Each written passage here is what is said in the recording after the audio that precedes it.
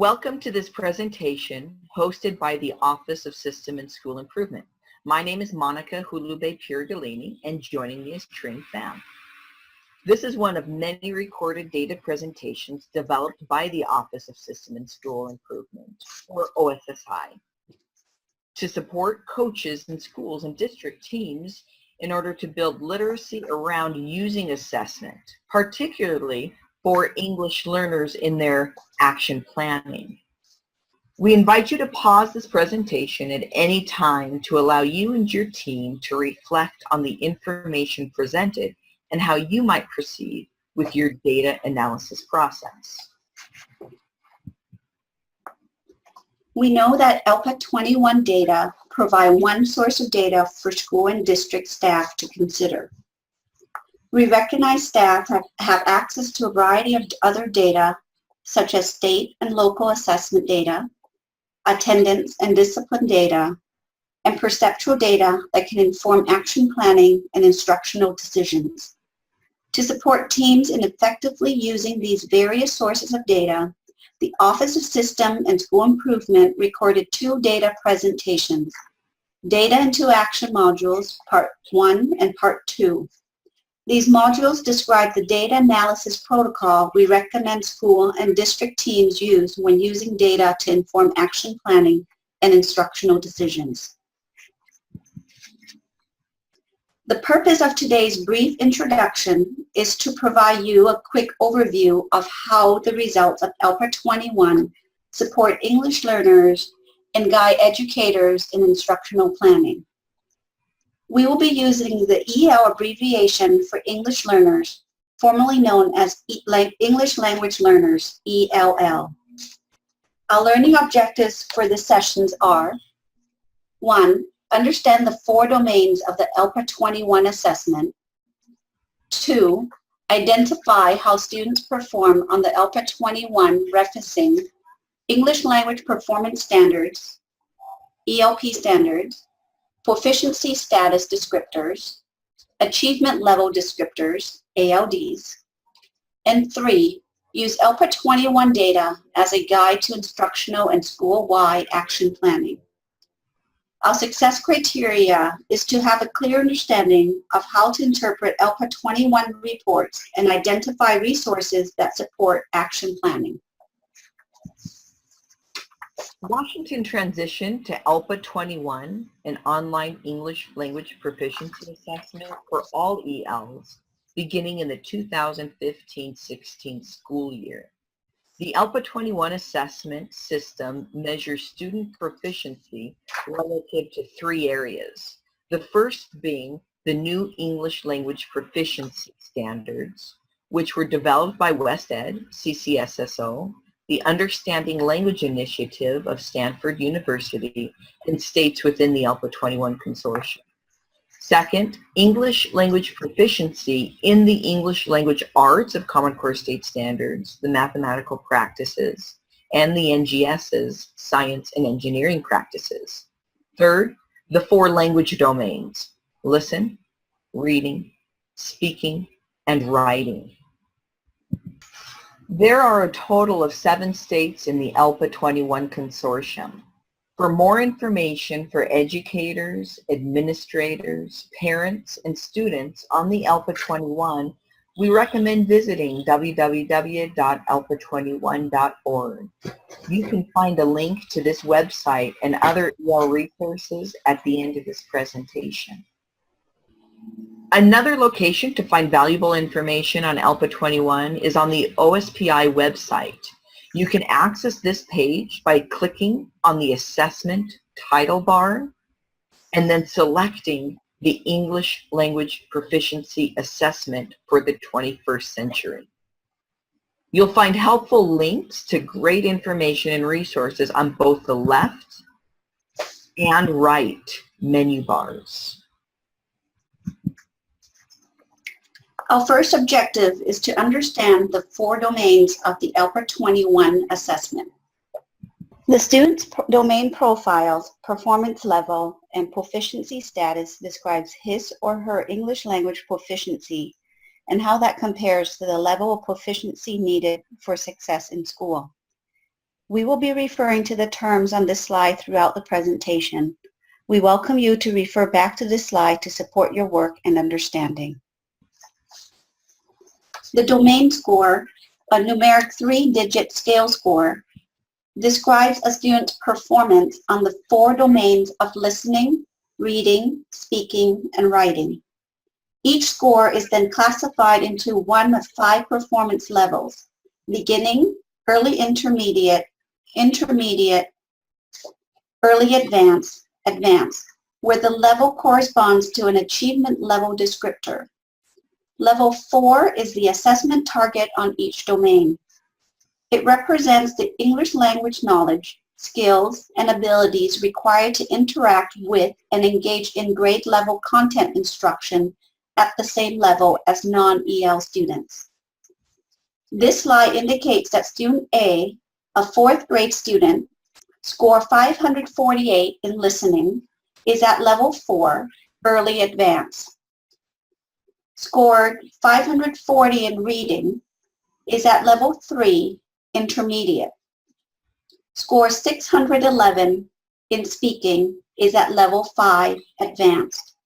And score 511 in writing, is at level 3, intermediate. The proficiency determination identifies ELs whose language skills enable full participation in grade level academic context. The profiles in each of the domain scores are used to differentiate proficient students from those who are progressing or emerging.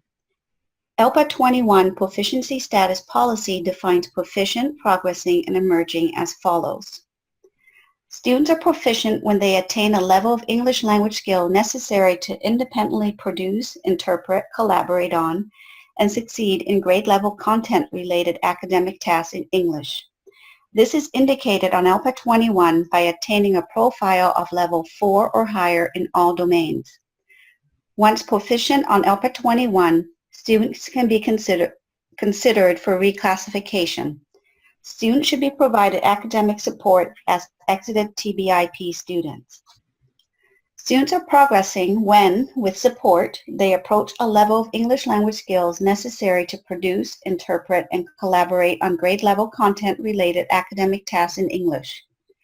This is indicated on ELPA 21 by attaining a profile with 1 or more domain scores above level 2 that does not meet the requirements to be proficient.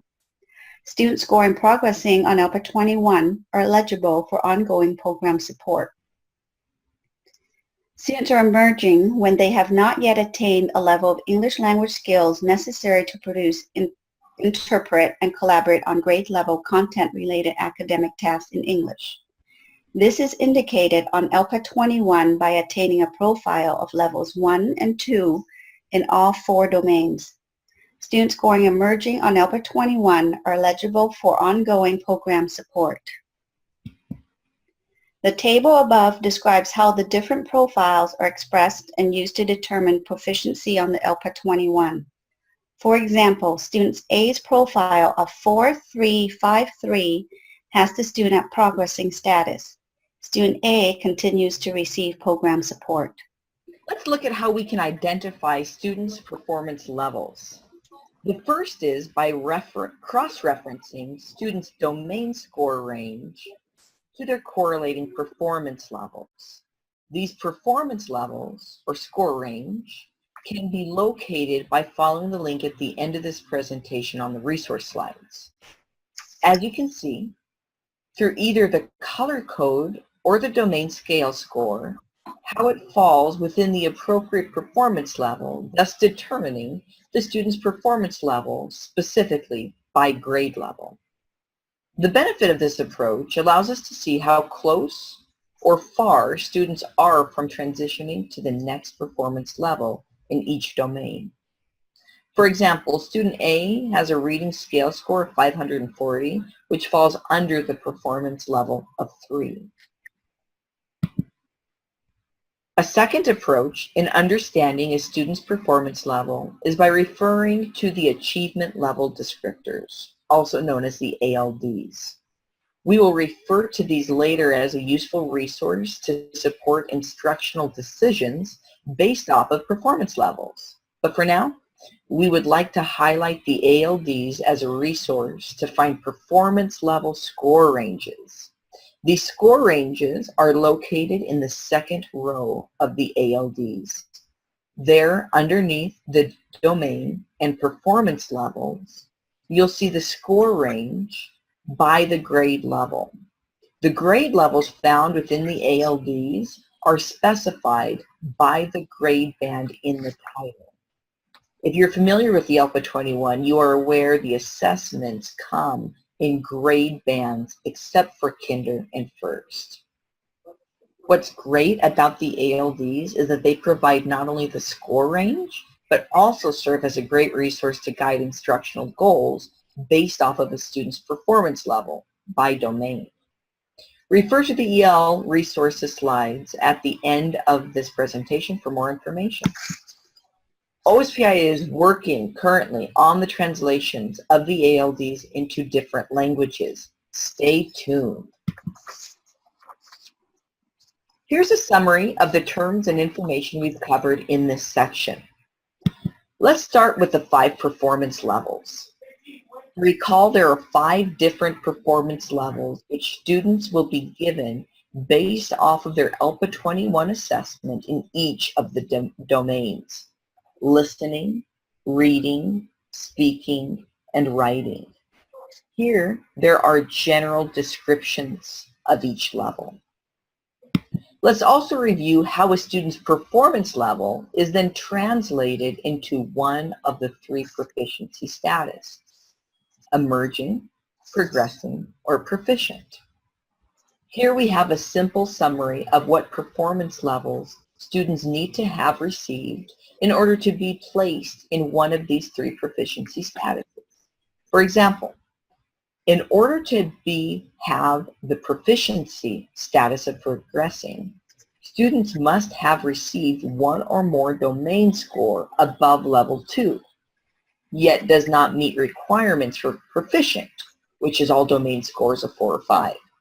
So progressing is that in between of emerging and proficient. Next, we will be identifying how students perform on the ELPA 21 with reference to the English Language Proficiency Standards, ELP standards, Proficiency Status Description, and the Achievement Level Descriptors, ALDs. If you are unsure how to access the Online Reporting System, ORS, you may want to access the ORS webinar on the Office of System and School Improvement webpage. Once logged into the ORS, you have 2 options. Option 1, Retrieve Student Results, allows a download of individual report. Option 2, Score Reports, will show number of students tested, percent determined proficient, comparison data, domains, class, and individual results. The score report provides the number of students tested and percent proficient for each grade level. From the homepage dashboard, select ELPA 21, administration year of 2016 or 17, verify the school, select the number of students tested or percent determined proficient. Both will take you to the same place. For example, I'm going to examine grade 2 data. Select either 12 or 50%. To get to the detailed reports on domains, teachers, roster, and student, select either the school or teacher by clicking on the elaboration menu, also known as the magnifying glass. A new window will pop up. Using the drop-down option, select domains, teacher, roster, student. This gives the percent proficient and the percentage on each domain performance level. Remember that there are 5 performance levels, and level 4 is the assessment target on each domain. Note that the colors used in the report do not match up with the SBA colors or achievement levels. The score report by student shows the student's proficiency status, performance level, and performance on each domain. Student 1 and Student 2 has attained proficient status because they scored 4s and 5s in all 4 domains. These students should be provided academic support as exited TVIP students. Student 3 has attained progressing because of the 4, 2, 2, 3 scores in the 4 domains. This student continues to qualify for program support. The English Language Proficiency Standards, also known as the ELPs, are my favorite resource to dig in and see what student levels actually mean to me as a teacher or a program developer. We're not expecting for you to be able to read the entire standard from your screen, nor expect you to become proficient in the use of the ELPs by the end of this module. Our goal is for you to be able to use this valuable resource as a means to understand your student scores to guide instruction. The ELPs can be downloaded by following the hyperlink in the body of the OSPI ELPA 21 homepage that we referred to earlier, and you can also refer to our resource slides. To begin, note the standards column and labeling in these first 2 columns. These are kindergarten standards 1 and 2.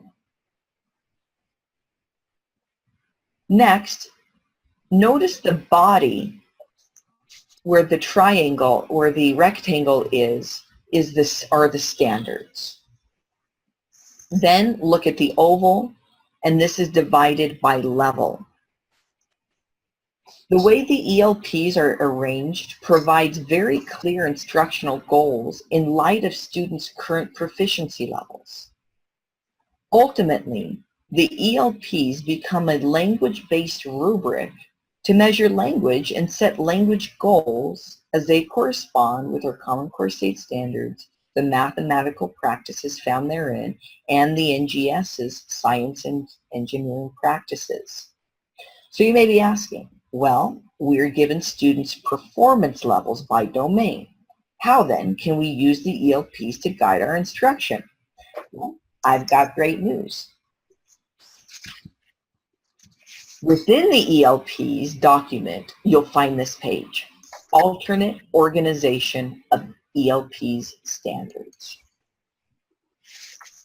Here the ELPs are categorized by each domain. So here, practitioners can identify all the ELPs that correlate to the domain students are needing the most growth in.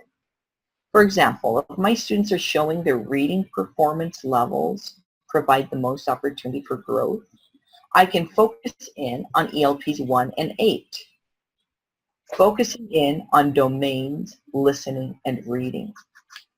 You may also notice ELPs 2, 5, 6 also incorporate reading, categorized as the interactive modality. These ELPs are using all domains: listening, reading, speaking, and writing collaboratively. I'm sorry to offer more terms, but yes, these domains can also be categorized into different modalities.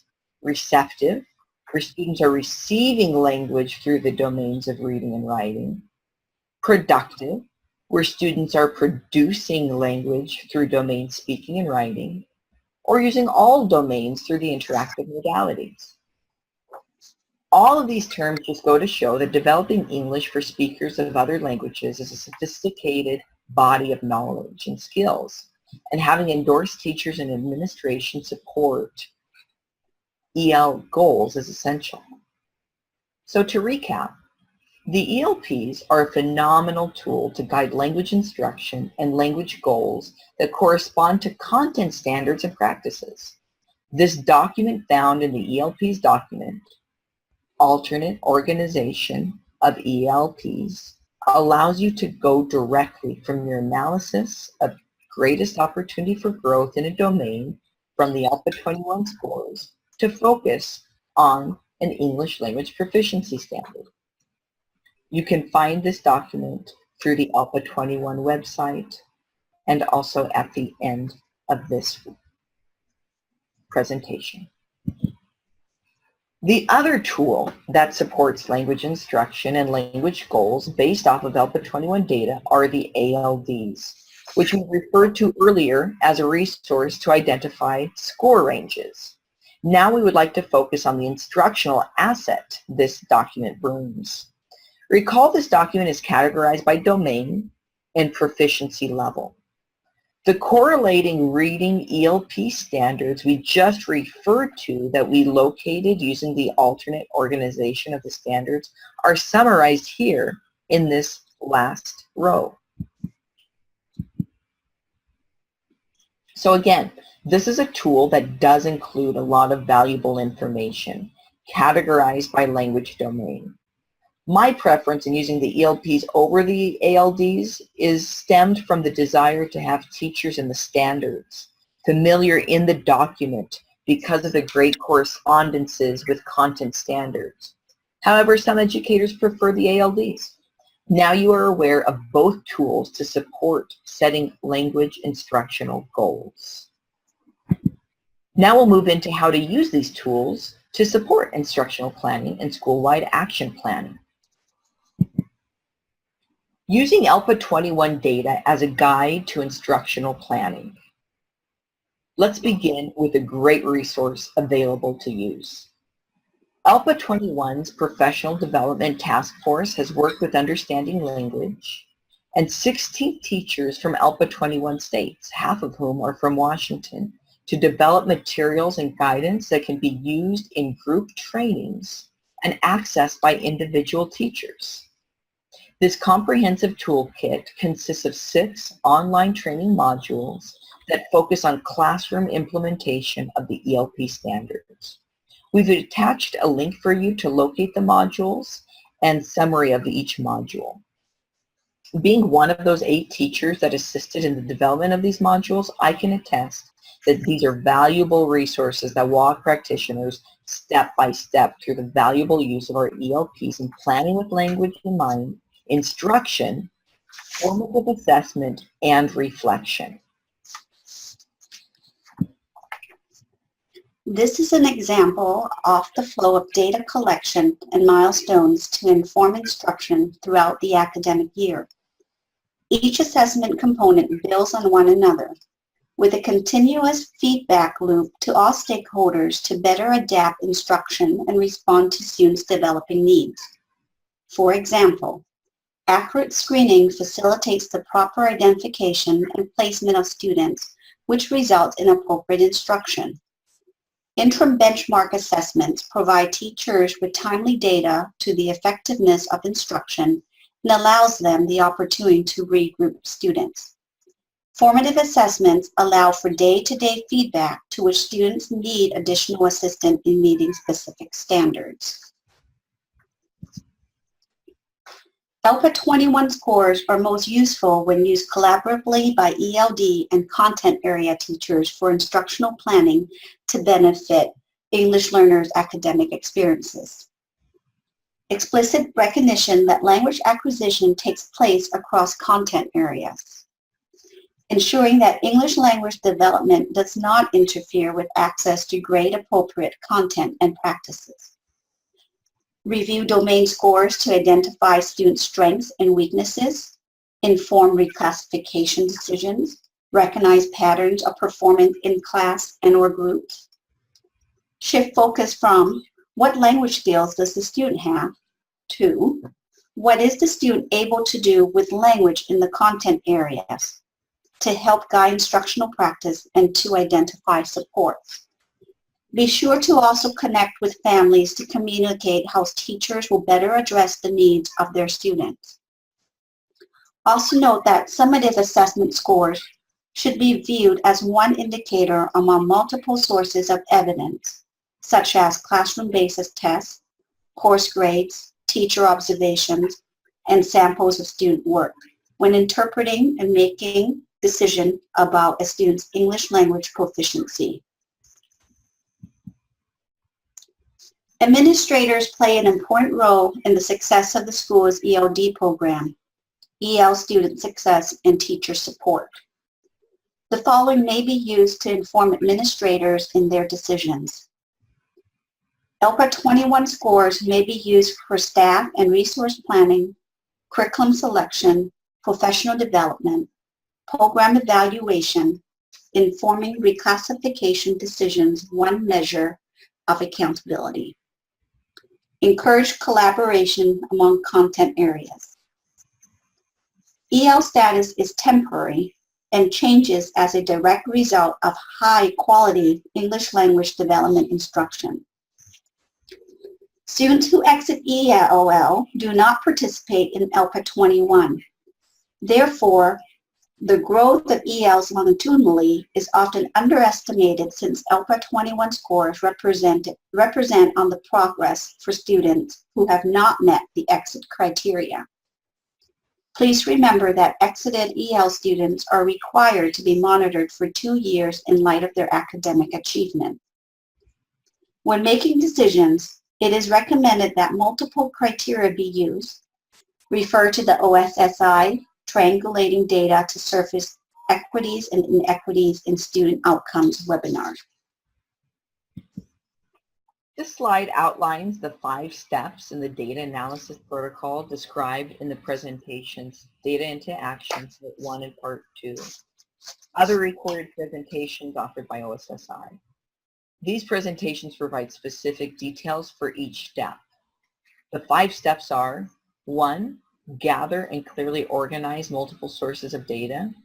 2nd, craft narratives about each data source in response to essential questions. 3rd, triangulate multiple data sources to identify areas of congruence and discrepancy. 4th, clarify, refine problem of practice. 5th, craft, revise SMART goals. We will go through this protocol for action planning with ELs in mind. Let's begin with step 1. Gather and clearly organize multiple sources of data. You see we have 2 tables identifying sources of data for either classroom instructional planning or school or district-wide planning. For both scenarios, we would include ELPA 21 data. Next, we would differentiate between classrooms' summative assessments and state assessments, and also formative assessments and district assessments. Obviously, these are not etched in stone, and as a teacher, I've used all of these sources of data. The key is to have multiple sources of both language and content assessments to see an EL's overall academic success.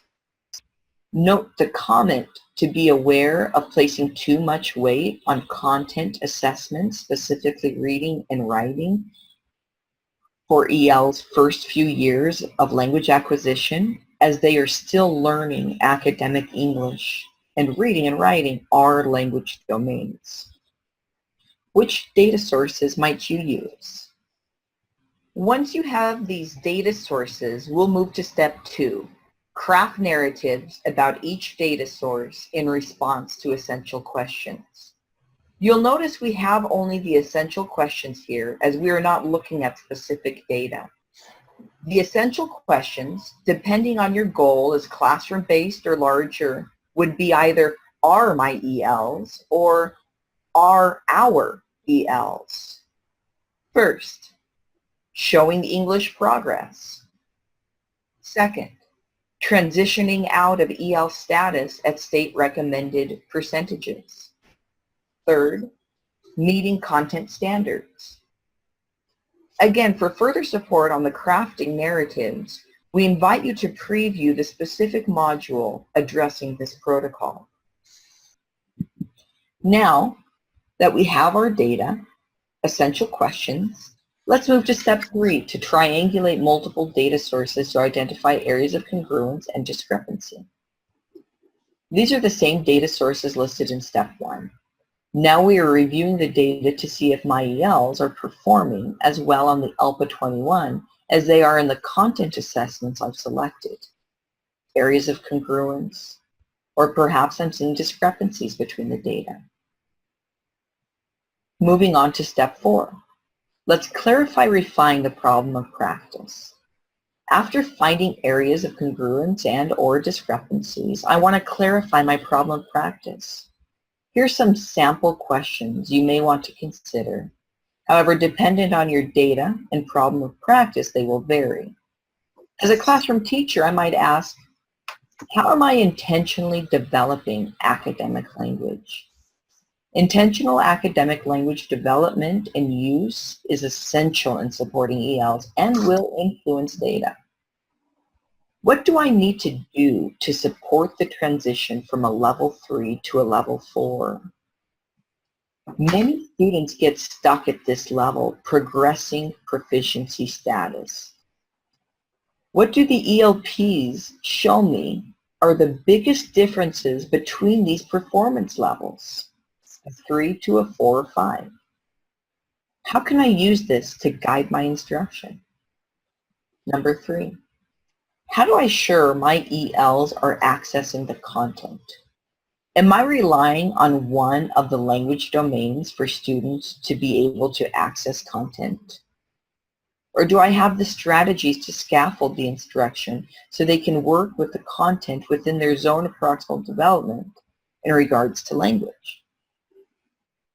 The school-wide action planning, clarifying questions take these 3 same concepts to a larger scale. What evidence shows teachers know how to develop academic language? Second, do teachers know how to transition a student from a level 3 to a level 4 or 5? Third, which strategies do teachers have that allow ELs to engage in the content?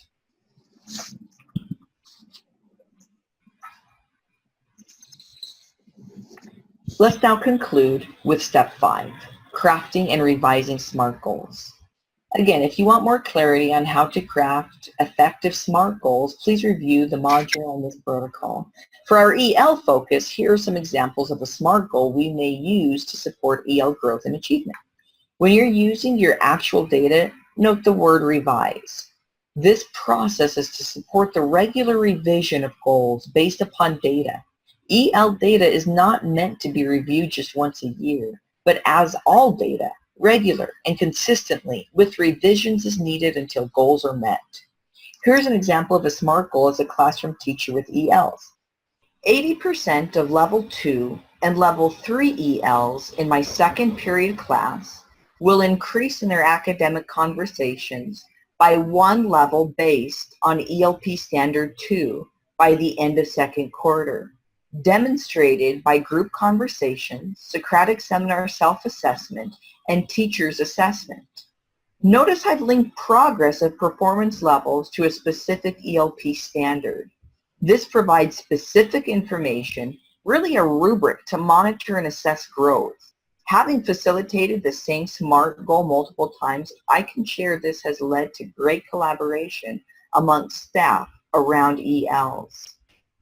Perhaps a SMART goal for school-wide action planning might look something similar to this. Based upon our students and our teachers' greatest opportunities for growth, we will focus on 1, showing English progress, or transitioning sufficient amount of ELs into proficient status, or supporting ELs in meeting content standards. Each of these would then be written in proper SMART goal format, including your school or district's unique methods. Earlier in the presentation, we talked about the multitude of data available to principals and teams.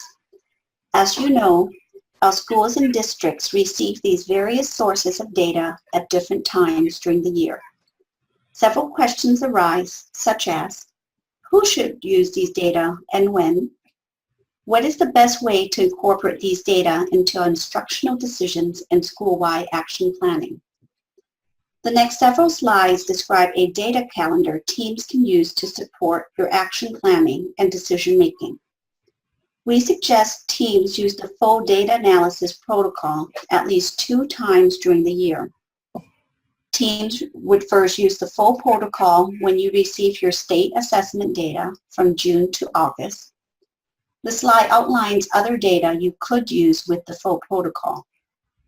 The second time the full protocol would be used is in January or February when mid-year progress reports, EES data, and mid-year attendance discipline data become available. Again, some of these data may be collected from the OSPI website, while other data will be collected locally. We suggest the use of an abbreviated protocol at other times during the year. The steps are similar to those used in the full protocol, but might focus on just one or two sources of data. This slide looks at the sources of data and protocol that could be used in November or December and in January or February.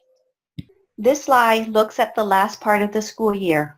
The content for June through August matches the content from the first calendar slide, indicating the cyclical nature of the data analysis protocol and process. In review, our guiding question today focused on how ELPA 21 results support English learners and guide educators in instructional planning. The success criteria is for participants to have a clear understanding of how to interpret ELPA 21 reports and identify resources that support action planning in our schools. We are here to support you with your ELPA 21 data. Our contact information is listed. Please do not hesitate to contact us with any questions you have. Thank you for joining us, and this concludes our presentation.